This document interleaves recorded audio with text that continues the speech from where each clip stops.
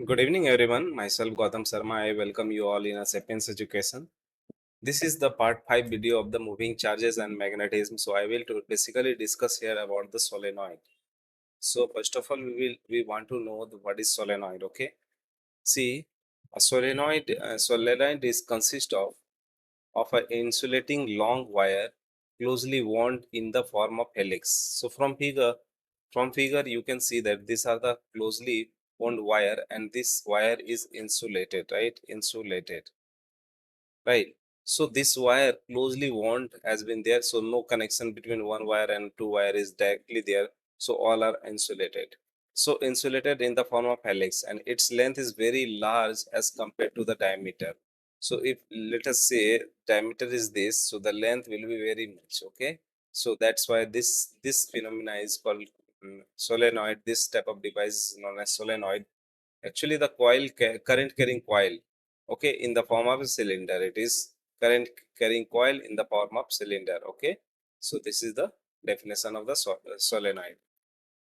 Now, magnetic field due to the solenoid. Now you know that any current carrying conductor will create a magnetic field, but it is not a straight current carrying conductor.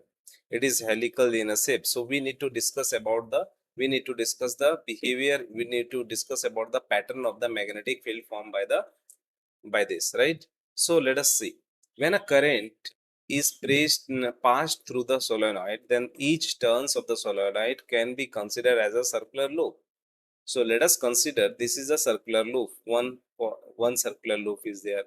Another coil will create another circular loop. So each coil, each turns can be considered as a circular loop carrying a current and thus will be producing a magnetic field. So each current carrying coil, see here, if this is your circular loop, so what will happen?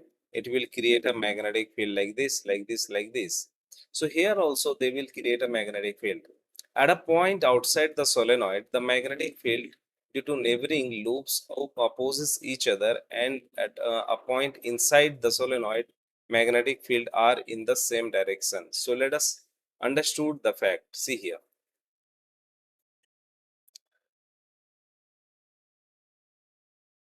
If you see one thing, one thing you can understand from this. See, mm, this portion, it's my hand. So please see here. The direction inside is the same. See here, direction inside is same. This is the direction, this is the direction, this is the direction, but at midpoint the directions of the magnetic field is opposing. It means that at midpoint they will cancel out each other, okay, but outside they will add on. So in between there will be no magnetic field, but outside there will be a field.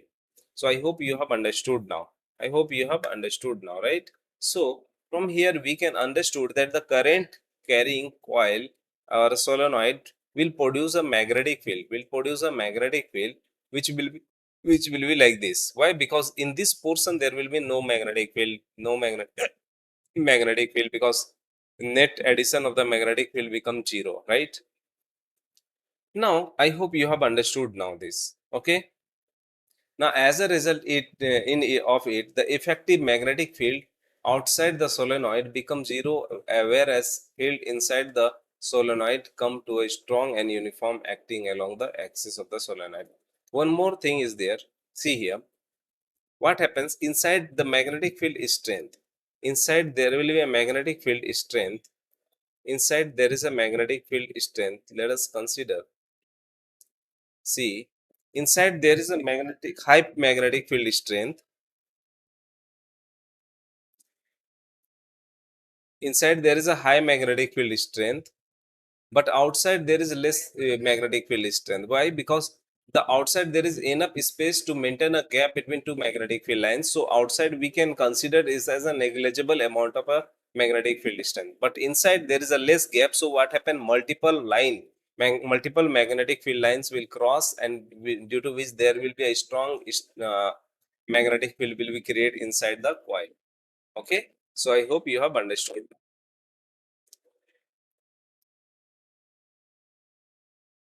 Now let n be the number of the turns per unit length of the solenoid and I be the current. So if the turns are like this, see, one turn, two turn, three turn, four turn. So it may be n turn. So if the total number of turns, let it be n number of turns, and be the number of turns per unit length. So let us consider if length is equal to 1, so in 1 unit, so n number of turns is there. Okay, and the I be the current flowing through the solenoid. So let us consider current I is flowing through the solenoid. Okay, and the turns are closely packed. So definitely turns are closely packed. So see here, so these are the turns which has been closely packed. Okay, now the total number of turns in a length L will be how much? NL. See, in 1 meter length, there is a number of turns is N. So if length L meter, number of turns will be N into L.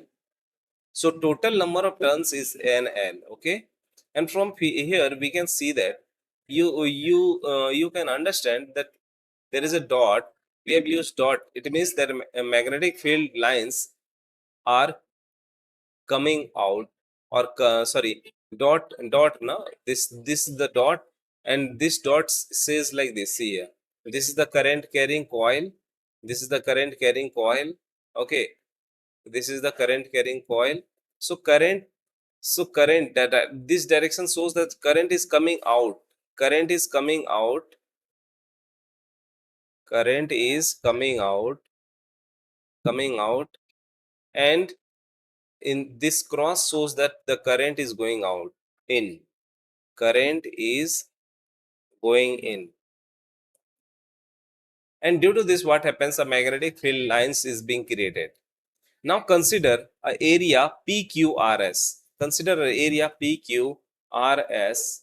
Okay, we have considered this, and having a length RS, or PQ has is having a length L. Okay, now the line integral of the magnetic field in the magnetic field in, B over the closed path PQRS. I want line integral of all PQRS. So this is the closed loop. So I want line integral of all path. So if you want to find line integral means what? See, I want to add magnetic field strength of PQ, QR, RS and SP. So I need to find the total integration of PQ, RS. Total integration means total magnetic field of the this closed loop. How you will find? You have to integrate it differently. So if I want line integration of the magnetic field with the line PQRS, so we have to split into 4 parts. Why I have to split into 4 parts? Because each and every line has different direction. See here, PQ has different direction, QR has different direction, RS has different direction, PS has a different direction. Okay, now let us consider from P to Q, B dot dl is there, Q to R, B dot dl is there, R to S, B dot dl is there, and S dot P, B dot dl is there. Now let us consider in PQ. See, in PQ, the magnetic field direction and the length direction, theta is equal to 0. See here, if I want to find the direction, so see in PQ, this length direction and magnetic field direction both are same, so theta is equal to 0. In QR, the line magnetic field and the line direction both is 90 degree. In RS, both is 180 degree, and SP, again it is 270 degree. Okay, so from here, first is 0 cos 0, second is cos 90 degree, third is your again 180 degree, fourth is your again cos 90 degree. Now the thing is that in first case magnetic field was B, in second case also magnetic field was B, in third case the magnetic field is 0. See here, in third case magnetic field outside is 0. So you can say that magnetic field outside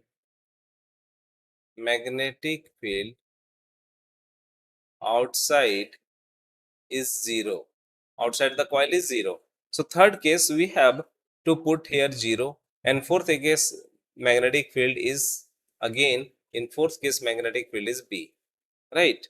So from here we can get that this is 0, this is 0, this is 0, because this cos 90 is 0, cos 180 is not 0, but here magnetic field is 0, so overall integration is 0. Here also overall integration is 0. Now we have only one part left, that is P to Q B dot dl. So B dot dl. So when you integrate P to Q, P to Q, our total length is how much? P to Q is our total length is L. So here we can find BL. Okay. So hence we have got line integral is equal to B dot dl. DL is equal to BL of the closed loop. Now, what we have studied, as per the Ampere circular laws, any closed loop, either it may be like this, either it may be like this. I want line integral of the closed loop is equal to mu times the total current through the rectangular PQRS. Now, how you will find the current? See, how you will find? See, one current is C. Let us consider I is the current passing through one wire. But how many wires are there? So many wires are there. So how you need to calculate this? See here, total current through the rectangle PQRS is equal to number of turns in the rectangle into the current. So number of turns, what we have calculated? NL. Numbers of turns we have calculated in the length L is NL. So we can put here NL. So mu dot N into L into the amount of current with each turns is I. So finally we have got total current mu naught times into total current. So BL is equal to this. From here L got cancelled out. So B is equal to mu naught into N into I. Okay. So from here we got B dot is equal to mu naught into N into I. Okay. Now see here, if if we know that n is small n is the number of turns per unit length, n by L. So we can put here n total number of turns by total length. So this is also the formula for finding magnetic field. This is also the formula for finding the magnetic field inside the solenoid. So this formula will be very useful while solving the problem. So I hope you all have understood this. Now note, magnetic field produced by the solenoid does not depend on its radius or the cross section. See here, magnetic field is directly equal to mu naught into N into I. So it means that it does not depend upon radius, because magnetic field is equal to mu naught into N into I, that is current. At a point near the end of the solenoid, the magnetic field is found to be mu naught Ni by 2.